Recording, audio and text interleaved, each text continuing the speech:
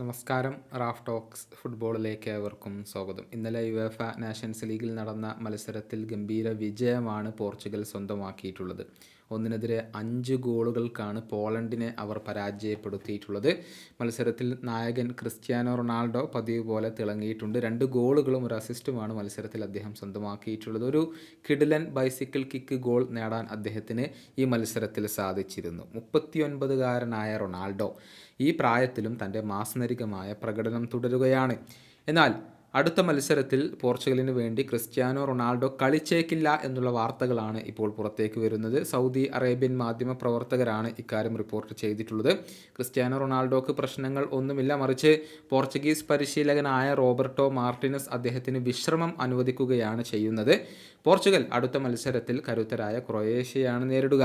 വരുന്ന നവംബർ 18 അർദ്ധരാത്രി ഇന്ത്യൻ സമയം 1:15 ഈ ഒരു മത്സരം നടക്കുക. ഈ മത്സരത്തിലാണ് റൊണാൾഡോക്ക് പോർച്ചുഗൽ വിശ്രമം അനുവദിക്കുക എന്നാണ് റിപ്പോർട്ടുകൾ.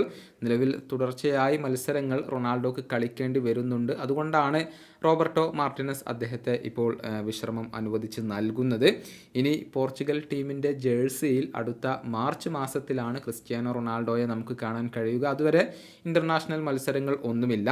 പതിവ് പോലെ ഗംഭീര പ്രകടനം ഈ സീസണിലും നടത്താൻ റൊണാൾഡോക്ക് സാധിക്കുന്നുണ്ട്.